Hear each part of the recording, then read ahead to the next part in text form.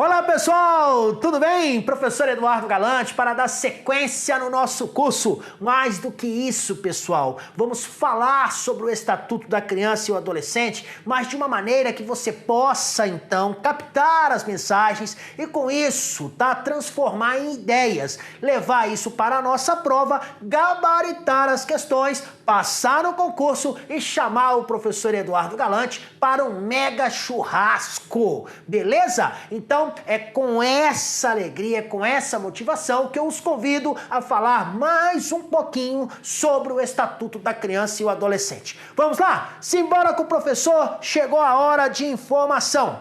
Bem, dando sequência então ao estudo dos direitos fundamentais, não é isso? Nós temos falado bastante disso. Eu agora quero dar atenção ao direito de convivência familiar e comunitária. Mesmo porque, pessoal, nós já aprendemos o seguinte, de acordo com o princípio da proteção integral, não é isso? Nós temos lá a doutrina da proteção integral, então é dever do Estado, da família, da sociedade e da comunidade cuidar das crianças e dos adolescentes, não é isso? Nós aprendemos em linha geral isso. Pois é, agora eu darei mais ênfase e irei então abordar aqui agora a questão do direito à convivência familiar e comunitária, tá bom? É sobre este assunto então que nós falaremos ao longo da nossa aula. E podem ter certeza de uma coisa, vocês terão aqui informações que serão utilizadas por vocês, não só no nosso concurso, mas também em outros, em outros contextos da nossa vida. Vamos lá.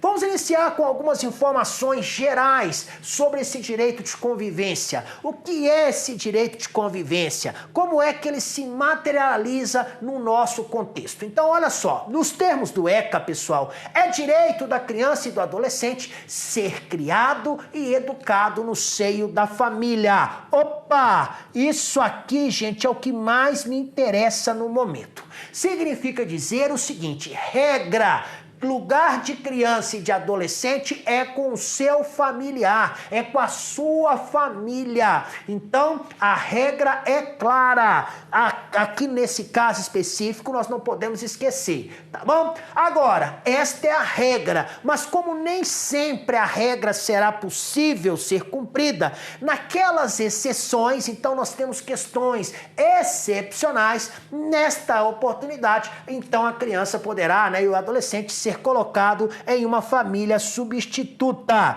Então é isso aqui que me interessa, ó. Como regra, a criança e o adolescente, ou a criança ou o adolescente, vão ficar com as suas respectivas famílias. Isso aqui é a regra. Contudo, excepcionalmente, uma vez que a criança ou adolescente não consiga ficar com a família, poderá ser colocado, então, em uma família substituta. Mas não é uma família substituta qualquer. É uma família que seja capaz de proporcionar à criança ou adolescente, uma convivência familiar e comunitária. Isso para que ele possa, então, ter o seu desenvolvimento integral. Portanto, para a nossa prova, o que eu quero que você guarde?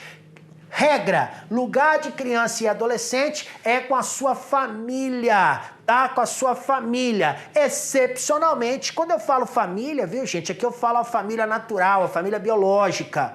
E, excepcionalmente, será colocado junto a uma família substituta.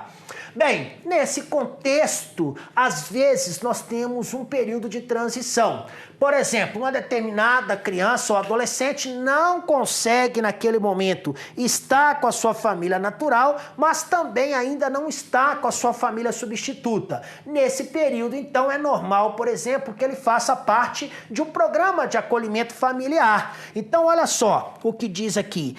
Toda criança ou adolescente que estiver inserido no programa de acolhimento familiar ou institucional, ele terá, gente, essa situação reavaliada no máximo a cada 3 meses. E aí, aqui eu quero que você tenha muito cuidado, porque banca adora cobrar prazos. E aqui a gente tem um prazo interessante, tá bom? Não esqueça, então, Programa de acolhimento familiar ou institucional, qual é o prazo máximo para se fazer uma reavaliação? Esse prazo será de 3 meses. Então, a cada 3 meses, então, há essa reavaliação. Nesta oportunidade, o juiz competente, com base, então, num relatório que será elaborado por uma equipe interprofissional ou ainda por uma equipe multidisciplinar, ele, então, vai decidir por uma das seguintes situações. Olha,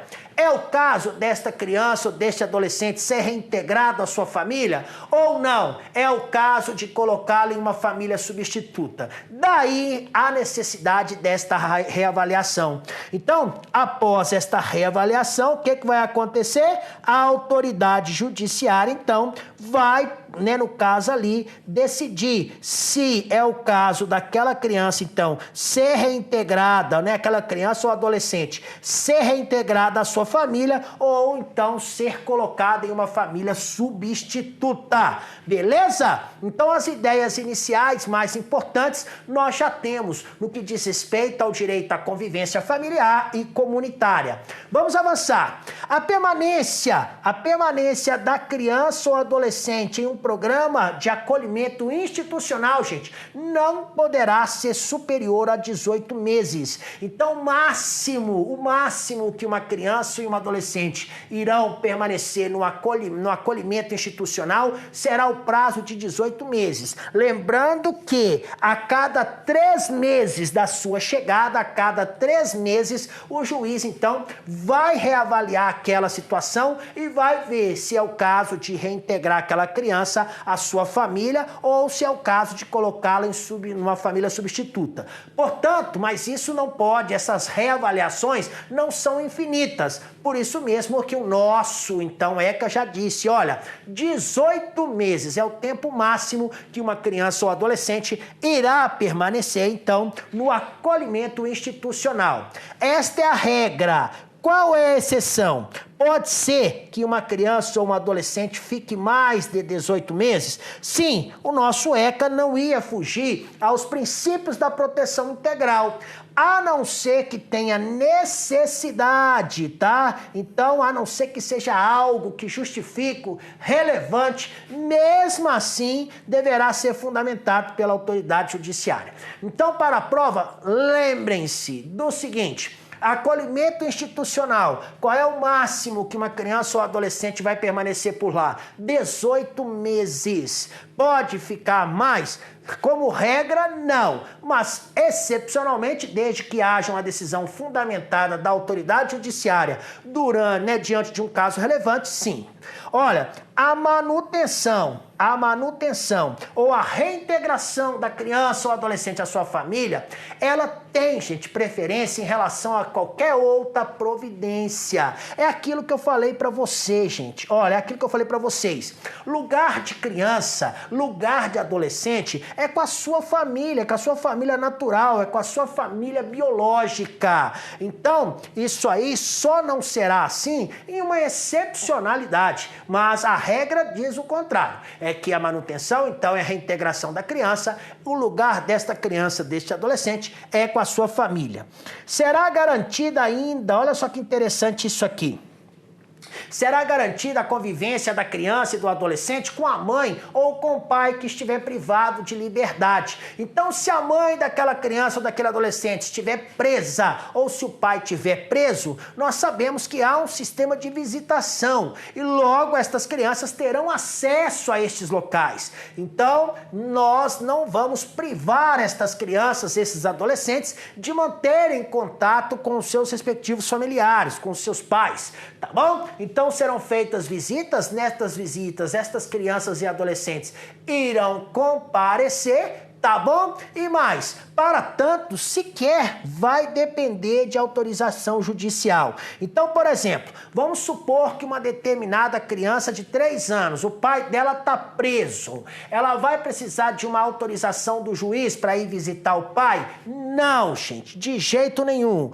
Por quê? É uma maneira de incentivar os laços familiares, né? É uma maneira que se tem, então, de fazer com que os laços sejam mantidos. Tá bom? Beleza? Simbora comigo. Será garantida ainda a convivência integral da criança com a mãe adolescente que estiver em acolhimento institucional. Então vamos pôr aqui uma situação. Uma determinada mamãe tem 15 anos e ela está no acolhimento institucional. Ela vai poder permanecer, ela vai ter direito de conviver com a sua neném? Vai, gente. O fato dela estar no acolhimento institucional não tira dela o direito de conviver com a sua filhinha. Tudo bem que é uma criança cuidando da outra, né? Uma adolescente cuidando do outro, mas ela tem esse direito e é garantido pelo Estatuto da Criança e do Adolescente. A mãe adolescente, ela será assistida por uma equipe especializada. Sabe por quê, pessoal? Nós já aprendemos isso, não é verdade? A adolescente está em desenvolvimento. E aí nós temos mais um fator para complicar um pouquinho esse desenvolvimento, que é o fato dela já ser mamãe. Então, nesse caso, tá? Ela continuará ali tendo a assistência especializada de uma equipe multidisciplinar. Na prática, inclusive, eu já até participei, viu, pessoal, destas equipes aí. Então, ela tem ali equipes de fisioterapeuta, tem psicólogos, tem um monte de gente ali, tá? Todo mundo em prol desta adolescente que é mamãe. A gestante ou mãe que manifeste interesse em entregar o seu filho para adoção. Vamos partir aqui então do pressuposto que uma determinada mamãe, gestante ou mamãe, resolva então entregar o seu filho para que ele possa ser submetido ao processo de adoção, tá bom? E neste caso específico, alguma providência essencial deverá ser tomada? Sim. Primeiro, não importa qual é o período que ela tenha manifestado esta intenção. Pode ter sido antes ou depois do nascimento. Seja em qual for o momento, esta mamãe será encaminhada à vara da infância e da juventude. Isso é uma providência necessária, tá bom? Que deve ser tomada nestes casos. Não esqueçam disso. E mais, a gestante, tá? Ou a mãe, ela será ouvida, gente, por uma equipe interprofissional lá da vara da infância e da juventude. Por isso é que ela é levada para lá, tá? Nesse caso, esta equipe vai ouvir essa mamãe, vai perguntar para ela quais são os motivos que a levaram, então, a deixar o seu filho para adoção. E aí, disso tudo, será produzido um relatório. Esse relatório vai chegar às mãos do senhor juiz, tá? Nesse relatório, inclusive, serão considerados todos os aspectos envolvendo aquela gravidez. Então, aqui nós temos uma questão bem interessante. E mais, tá, o juiz recebe esse relatório. De posse desse relatório, então, aí o juiz, ele poderá, entre outras providências, ele poderá encaminhar, então, esta mamãe ou esta gestante, desde que haja a sua expressa concordância, à rede pública de saúde e assistência social para um atendimento especializado, gente. Por exemplo, pode ser que no relatório a mamãe manifeste o interesse de, colocar a criança para adoção, porque ela não tem condições financeiras de cuidar daquela criança. Mas isso aí não pode ser motivo por si só para justificar uma adoção. Então o juiz fala, opa, esse é o problema, vamos encaminhá-la então aí para a assistência social para ver se a assistência social tem condições de atender a esta demanda, que se tiver, certamente ela não vai colocar essa criança para adoção. Então daí a importância desse encaminhamento, viu?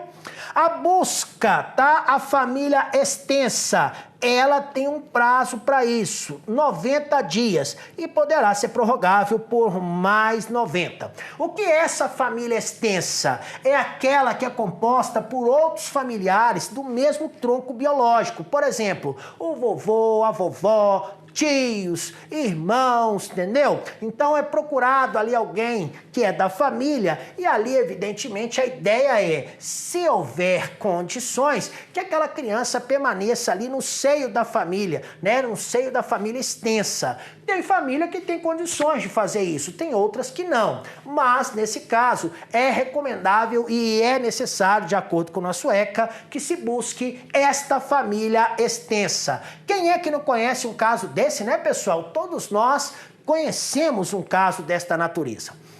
Na hipótese de não haver a indicação do genitor ou de não existir outro representante da família extensa apta a receber a guarda. Vamos partir agora do pressuposto que a mamãe, então, ela é solteira e ela não indicou quem é o pai do neném. Então, logo, eu não tenho como achar a família extensa, porque se eu não sei quem é o pai do neném, eu não tenho como saber quem são os seus avós paternos, não é isso? Então, nesta situação ou em outra que não seja possível de jeito nenhum localizar qualquer familiar ali que esteja no rol da família extensa, que esteja apto a receber a guarda. Porque, gente, é o seguinte, uma coisa é você achar a família extensa, outra coisa é você perguntar se aquela família tem condições de ficar com aquela criança, porque não é uma obrigatoriedade. Então eu tenho que levar isso em consideração. Eu achei a família extensa? Achei. Ela tem condições de permanecer com aquela criança? Não, ela tem e quer ficar. Isso é uma coisa. Agora, o fato de se ter uma família extensa não significa necessariamente que aquela família queira ficar com aquela criança. Nesse caso, então, gente, se não for possível ficar com a mamãe e nem mesmo com a família extensa, o juiz, então, competente, vai decretar a extinção do poder familiar e vai fazer o seguinte, vai colocar a criança, tá, sob a guarda provisória de quem estiver habilitado a adotá-la. Então, se tiver alguém ali que está habilitado, vai receber esta criança, esse adolescente, na condição de guarda provisória. Ou se não houver ainda qualquer pessoa que esteja na condição de adotá-la, esta criança, esse adolescente, então, será encaminhado ao programa de acolhimento familiar e institucional, ok? Nós temos as duas situações. Existem municípios, cidades, em que esse processo de adoção é mais rápido. Então, normalmente, quando uma criança é colocada nessa situação, ela já tem ali um destinatário, alguém que já vai adotá-la. Em outros casos, não. Aí vai lá para o programa de acolhimento familiar. Após o nascimento da criança, gente, a vontade da mãe ou de ambos, ou seja, ou a vontade dos pais, se houver pai nesse caso, né, se ele for indicado, deve ser manifestada em audiência garantindo o sigilo sobre a entrega. Então, após o nascimento da criança, a mamãe vai ser novamente perguntada se é vontade dela colocar a criança para adoção. Lembrando que isso vai ter uma audiência só para isso, o juiz então vai chegar e falar: ô mamãe, tudo bem? Como foi seu parto? Tudo tranquilo? Pois é. A senhora manifestou o interesse de colocar a sua criança para adoção. A senhora mantém, então, a sua palavra? Não, eu quero, eu não tenho condições. Aí tudo bem, tá? Tem uma audiência só para isso. Na hipótese de não comparecerem à audiência nem o genitor, nem representante da família extensa para confirmar a intenção de exercer o poder familiar ou a guarda. Então a mamãe estava grávida, chegou o dia da audiência na vara da infância e juventude, o pai da criança não foi ou qualquer outro familiar não foi. Nesse caso, o juiz então vai suspender o poder familiar da mãe e a criança será colocada em uma guarda provisória com quem esteja ali habilitado a adotá-la. Aqui então a situação bem comum no nosso contexto, no nosso dia a dia, não vai o pai, não vai ninguém da família e aí é claro, não tem outro jeito. Os detentores da guarda, gente, eles possuem o prazo de 15 dias, para propor ação de adoção. Então, muito cuidado com estes prazos, tá? Então, os detentores da guarda, eles possuem o prazo de 15 dias. Aqui eu estou partindo do pressuposto que aquela criança, então, já tinha ali, né, alguém que estava habilitado a adotá-la. Esta pessoa, então, recebeu esta criança e aí o que acontece? Tem um prazo, não é só ficar com essa criança, não. Tem um prazo para dar entrada com ação de adoção. Que prazo é esse? 15 dias, tá bom? Ah, então tá bom, professor. Eu pensei que eu poderia ficar mais tempo. Não, não pode. Tem que colocar logo para adoção. Na hipótese da desistência, gente, por parte dos genitores. Vamos partir agora do pressuposto, então, que houve uma desistência por parte dos genitores. Isso foi quando? Isso foi durante a audiência ou foi durante, tá, o encontro com a equipe interprofissional. Isso em relação à entrega da criança após o nascimento. Tá? Então vamos colocar agora a hipótese. O papai e a mamãe desistiram de colocar aquela criança para adoção. Oh, que bênção, que glória. Eles podem fazer isso? Claro que podem. Eles têm o direito de fazer isso, tá? Eles poderão fazer isso na audiência ou ainda durante o período da entrevista lá com a equipe interprofissional. Então eles falam, não, nós não queremos mais colocar essa criança para adoção. Nesse caso, essa criança será mantida com os respectivos genitores e será determinado pela Vara da Infância e Juventude o acompanhamento dessa família, gente, por 180 dias. Então aqui é aquela situação, o mamãe e o papai lá colocam a criança para adoção, porém, passado esse prazo aí, após a audiência lá com a Vara da Infância e Juventude ou o encontro lá com a equipe interprofissional, mudam a cabeça, falam, não vou colocar mais isso para adoção não. Como a regra é que a família, né, no caso é que a criança permaneça com a sua família natural, biológica, então nesse caso será concedido, então, esse direito pela Vara da Infância e Juventude, que, no caso, vai acompanhar essa família pelo prazo de 180 dias. É garantido à mãe, gente, o direito de sigilo sobre o nascimento. É um direito isso aí, tá? Serão cadastrados para a adoção recém-nascidos e crianças acolhidas não procurados por suas famílias no prazo de 30 dias. Isso contado a partir do dia do acolhimento. Então, aqui, gente, nós temos uma situação que também é uma realidade que é triste. São recém-nascidos, são crianças que são acolhidas e que não foram procuradas por suas famílias. A família, então, é o seguinte, essas crianças foram parar no acolhimento institucional. É muito comum, por exemplo, eu já vi isso e é triste demais, gente. Uma mamãe leva a criança no acolhimento institucional, diz que vai sair para trabalhar e que é para aquelas crianças permanecerem lá no acolhimento. E aí, gente, a mamãe não volta mais. É triste, viu, gente? Triste demais isso. Mas acontece demais. Eu já estive nessa situação várias vezes. A mamãe chega lá cedinho com a criança, dá um beijo, se despede da criança, fala com a criança que a mamãe vai trabalhar e que depois ela volta. E não volta mais, gente. E aí a criança fica lá no acolhimento e aí passaram-se 30 dias, não voltou, vai ser colocada, então vai ser cadastrada para adoção. A criança e o adolescente em programa de acolhimento institucional ou familiar poderão participar de programa de apadrinhamento. O apadrinhamento também é um instituto bem interessante, tá? É o seguinte, normalmente são pessoas que vão apadrinhar crianças que não ficarão lá no acolhimento. Então essas crianças, esses adolescentes, eles permanecem lá no acolhimento. Contudo, eles recebem aí um patrocínio, né, de uma pessoa física, de uma pessoa jurídica. Então eles recebem lá alguma, né, vamos dizer assim, algum tipo de tratamento por parte destas pessoas, tá?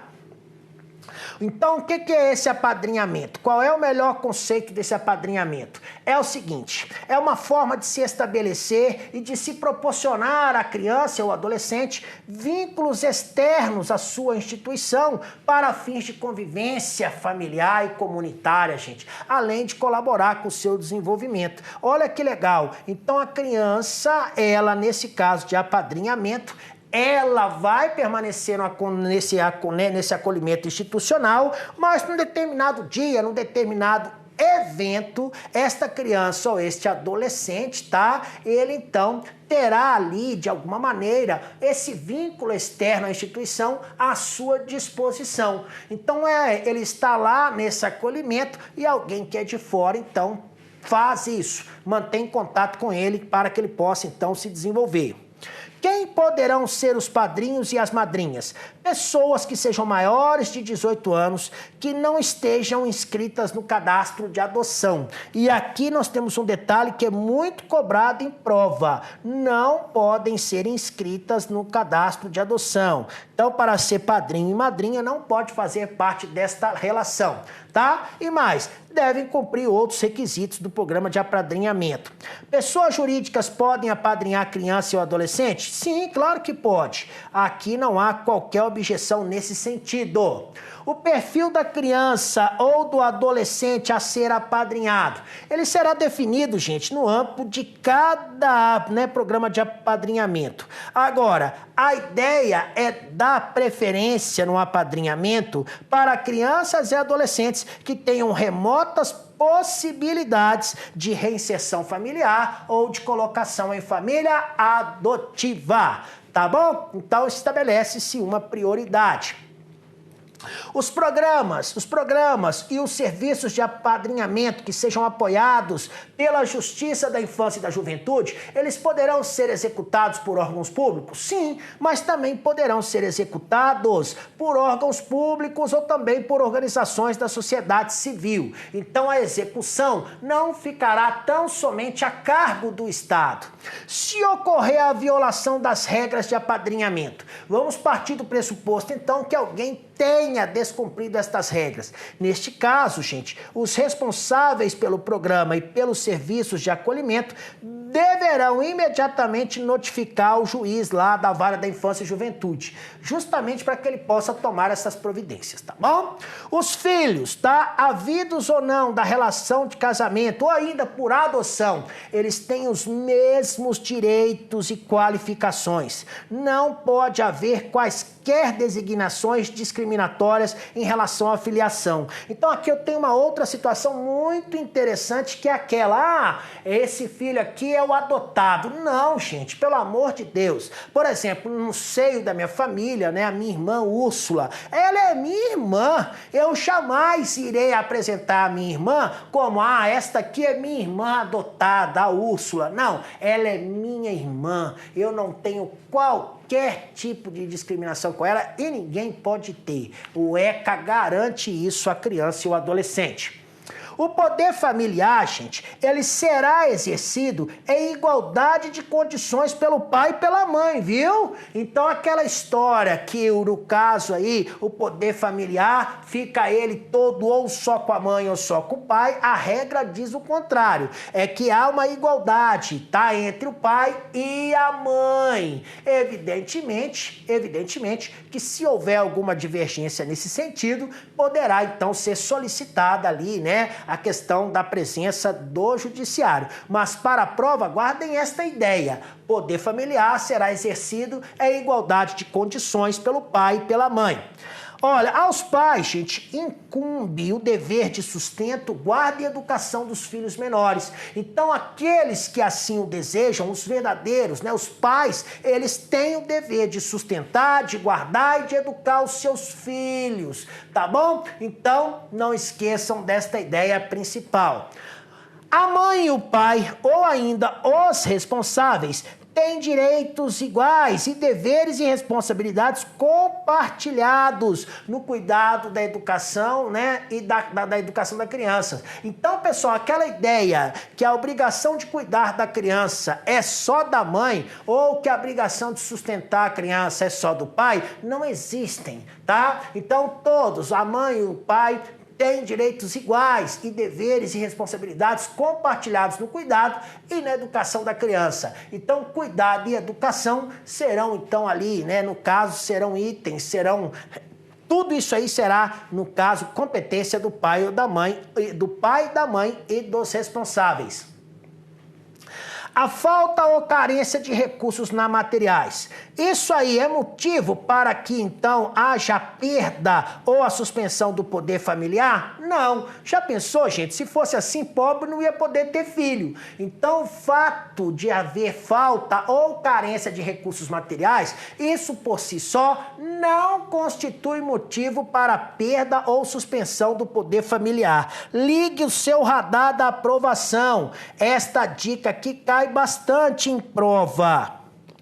Olha, não existindo outro motivo que por si só autorize a decretação da medida. Neste caso, gente, a criança ou adolescente ele será mantido na sua família de origem. Nesse caso, para que então seja suprida esta necessidade, esta carência, essa falta, então essa família deverá obrigatoriamente ser incluída em serviços e programas oficiais de proteção, apoio e promoção, tá bom? Então, a falta ou carência de recursos materiais, por si só, não é motivo suficiente para a perda ou suspensão do poder familiar.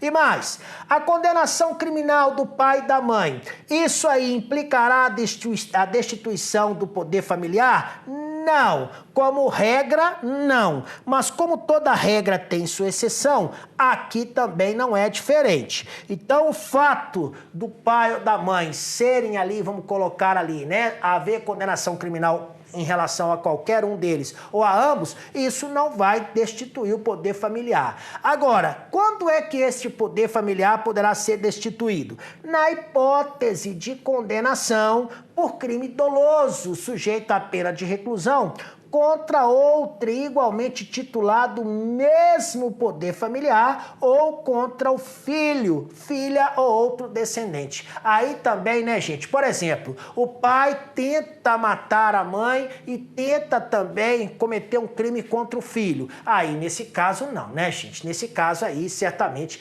tem que haver a perda do poder familiar.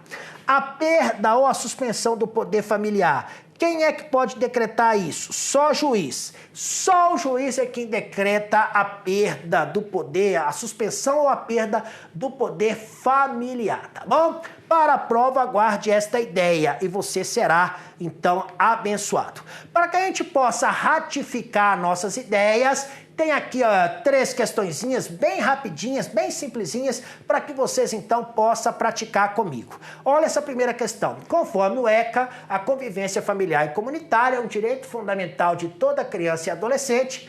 Como forma de fortalecer esse direito, o Plano Nacional de Promoção, Proteção e Defesa do Direito das Crianças e Adolescentes à Convivência Familiar e Comunitária foi desenvolvido para afiançar tal direito com qual objetivo, gente? Aqui então houve uma mistura do ECA com esse Plano Nacional, mas ambos complementam e, para tanto, a resposta aqui na letra B irá, certamente explicar essa situação. O objetivo é esse aqui, ó, é preservar os vínculos familiares e comunitários por meio da proteção integral à criança e aos adolescentes. Então, aqui eu misturei o princípio da proteção integral com esses objetivos do Plano Nacional, tá bom? Então, parabéns. Vamos para mais uma pergunta. De acordo com o texto, para uma convivência familiar harmoniosa, são necessários respeitos às diferenças, individualismos e afetividade, provocações aos mais velhos, nunca, né, pessoal?